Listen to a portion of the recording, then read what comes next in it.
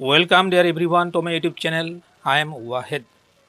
মই আজিৰ এই ভিডিঅ'টোত জেনেৰেল মেথমেটিক্স ক্লাছ 10 চেপ্টাৰ 2 বহুপদৰ মাজত মই ইম্পৰ্টেণ্ট MCQ ফৰ HSLC 2026 মই ভালেকেইটা MCQ দিছোঁ। তোমালোকে অতি মনোযোগেৰে চাবা, নিশ্চয় তোমালোকৰ ক্লিয়াৰ হ'ব আৰু HSLCৰ কাৰণে খুব ইম্পৰ্টেণ্ট। অতি ভালকৈ মনোযোগেৰে চাবা তোমালোকে। চোৱা, কুৱেশ্যন নম্বৰ 1, তলৰ কোনটো ৰৈখিক বহুপদ? অপশ্যন চাইডে দিয়া আছে। তলৰ কোনটো ৰৈখিক বহুপদ? তোমালোকে চাবা, ৰৈখিক বহুপদ হ'লে তাৰ লেখটো হ'ব এটা ৰেখা। গতিকে ইয়াত হ'ব কি দ্বিঘাত, এইটো ত্ৰিঘাত, এইটো চতুৰ্ঘাত বহুপদ, এইটো হ'ব ৰৈখিক বহুপদ। মানে চলকৰ মাত্ৰা 1 থাকে। গতিকে চলকৰ মাত্ৰা 1 আছে, x হ'ল চলক, তাৰ মাত্ৰা 1 আছে, এইটো হ'ব ৰৈখিক বহুপদ। বাকীবিলাক ৰৈখিক নহয়। এইটো দ্বিঘাত বহুপদ, ত্ৰিঘাত বহুপদ, চতুৰ্ঘাত বহুপদ, এইটো ৰৈখিক বহুপদ হয়। চ' অপশ্যন 1 কাৰেক্ট। কুৱেশ্যন নম্বৰ 2 চাবা, তলৰ কোনটো বহুপদ নহয়? Very important question. কোনটো বহুপদ নহয়? চাবা, অপশ্যন 4টা, 1, 2, 3, 4টা দিছে। ইয়াত চাবা, এই ব্যতিক্ৰম এটা দেখিলে পাবা তোমালোকে। এইটো চলকৰ ঘাত চাবা তোমালোকে ভগ্নাংক হৈ আছে। চলকৰ ঘাত ভগ্নাংক হৈ থাকিলে এইটো বহুপদ নহয়। তোমালোকে ভালকৈ জানিবা। আৰু বহু কথা মই আগৰ ভিডিঅ'বিলাকত দিছোঁ। তেনে অপশ্যন কি হ'ব? C correct. এতিয়া নম্বৰ 3, ধ্ৰুৱক বহুপদৰ মাত্ৰা কি? ধ্ৰুৱক বহুপদৰ মাত্ৰা হ'ল, ধ্ৰুৱক বহুপদ কোনবিলাক হয়? যিবিলাকত চলক নাথাকে। চাবা তোমালোকে, ইয়াত মই দিছোঁ, এইটো ধ্ৰুৱক বহুপদ, এইটো হ'ল ধ্ৰুৱক বহুপদ হয়, এইটো এটা ধ্ৰুৱক বহুপদ হয়, এইটো এটা ধ্ৰুৱক বহুপদ হয়। ধ্ৰুৱক তাৰমানে চলক য'ত নাথাকে। ইয়াৰ মাত্ৰা কেনেকৈ হ'ব? আমিতো এইটো কেনেকৈ লিখিব পাৰোঁ? নিশ্চয় পাৰোঁ।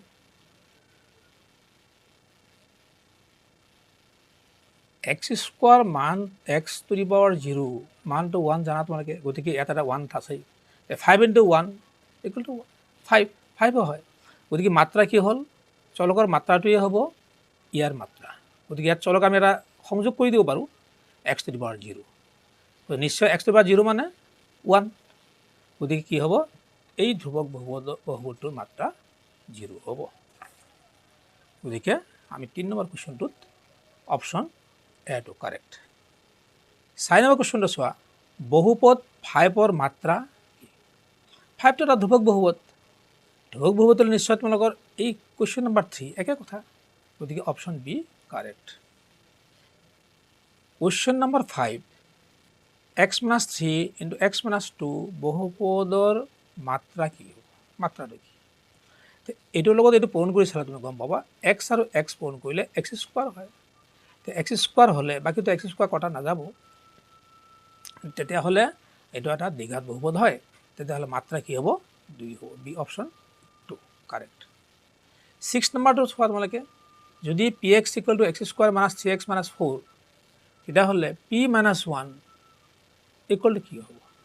এইটো ধুনীয়াকৈ তোমালোকে কৰিব পাৰিবা।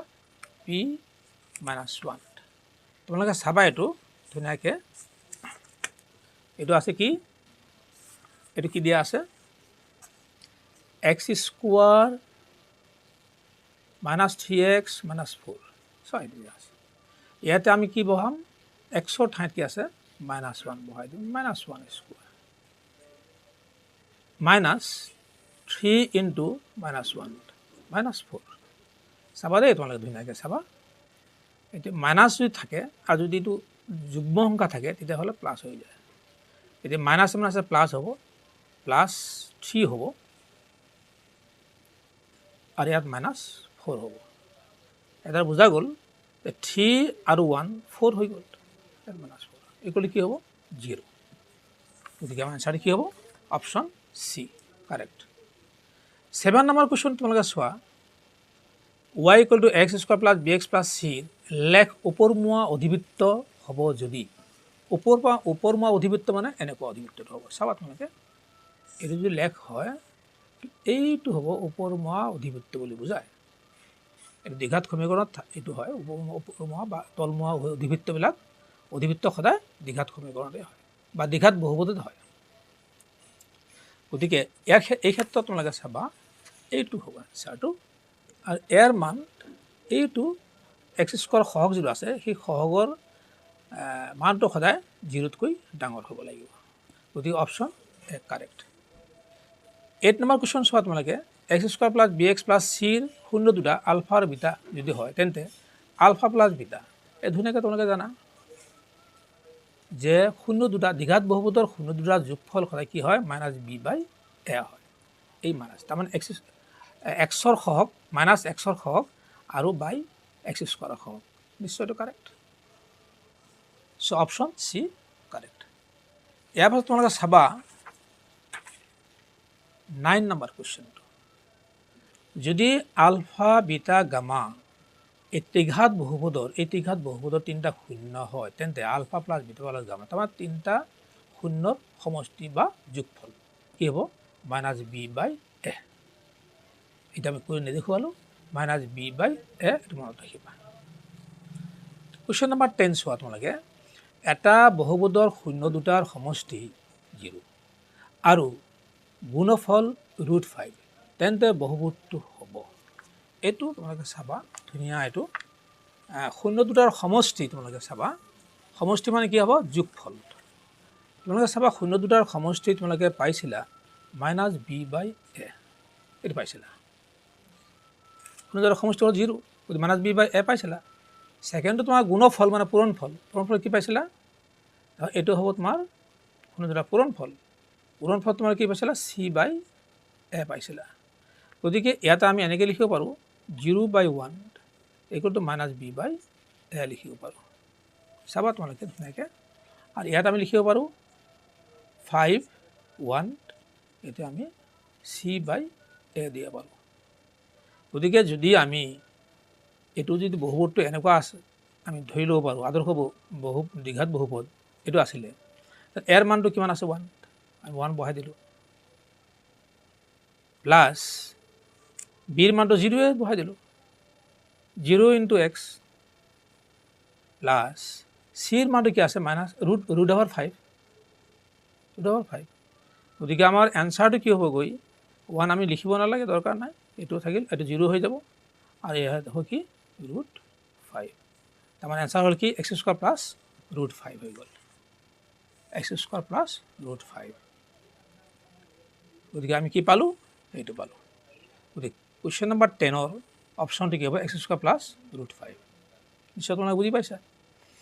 11 নম্বৰ কুৱেশ্যনটো আছে কি x² প্লাছ bx প্লাছ চিৰ শূন্য দুটাৰ যোগফল যদি 0 হয় তেন্তে শূন্য দুটাৰ যোগফল যদি 0 হয়, যোগফল তোমালোকে জানা শূন্য দুটাৰ যোগফল তোমালোকে এইটো জানা, তোমালোকে শূন্য দুটাৰ যোগফল কি আছে 0 হয়, মাইনাছ বি বাই এ আছিলে আমাৰ।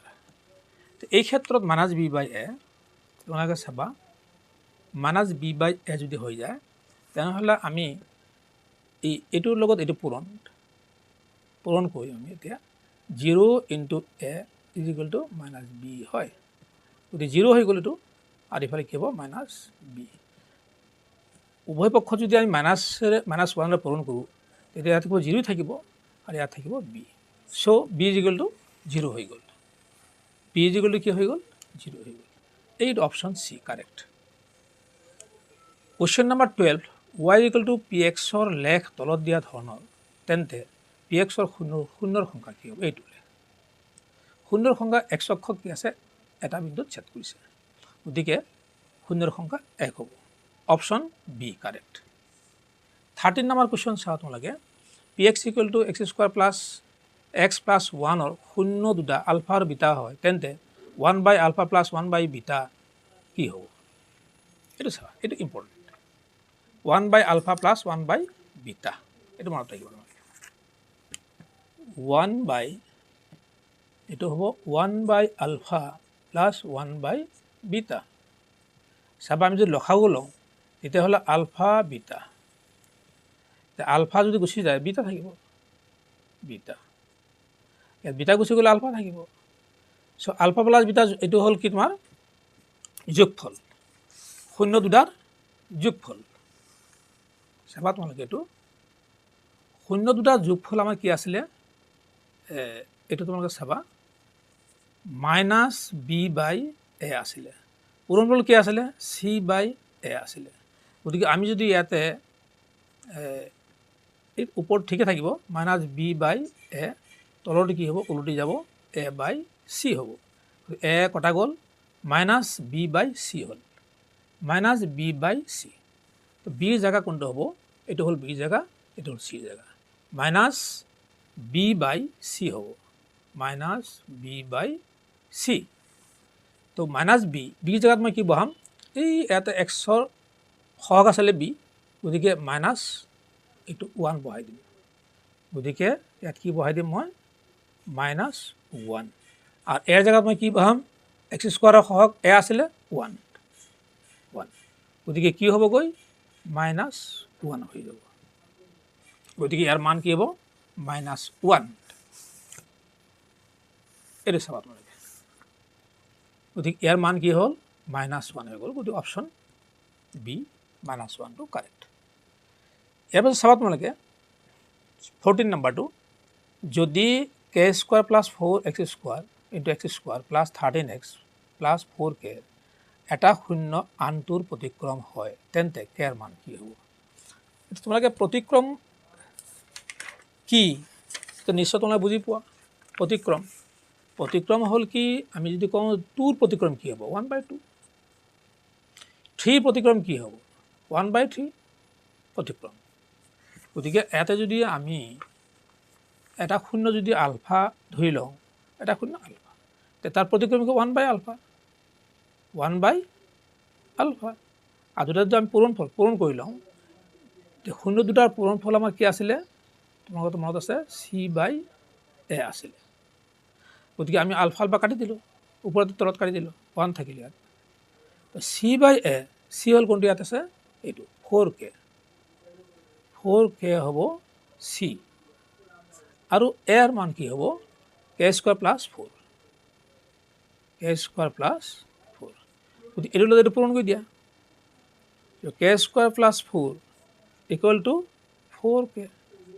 4k হৈ গ'ল এতিয়া চাবা তোমালোকে আমি কে স্কোৱাৰ ইয়াত দিলোঁ আৰু 4k ইফালে মাইনাছ কৰি দিলোঁ 4k আৰু প্লাছ 4 থাকিলে ইকুৱেল টু ইফালে 0 থাকিলে গতিকে আমি A square minus 2ab plus B square formula ব্যৱহাৰ কৰিলোঁ ইয়াতে গতিকে কে মাইনাছ 2 হোল স্কোৱাৰ হৈ গ'ল ইকুৱেল টু 0 গতিকে কে মাইনাছ 2 ইকুৱেল টু 0 হৈ গ'ল গতিকে কেৰ মান কি হ'ব 2 হ'ব নিশ্চয় তোমালোকে বুজি পাইছা কেৰ মান 2 গতিকে কেৰ মান কি হ'ব 2 ক'ত আছে ডি অপশ্যন ডি কাৰেক্ট নিশ্চয় তোমালোকে বুজি পাইছা ভিডিঅ'টো চাই কেনে লাগিল কমেণ্টত জনাবা এটা লাইক দিবা বেছিকৈ শ্বেয়াৰ কৰিবা কিন্তু চেনেলটো ছাবস্ক্ৰাইব কৰিবলৈ নাপাহৰিবা wait for my next videos thank U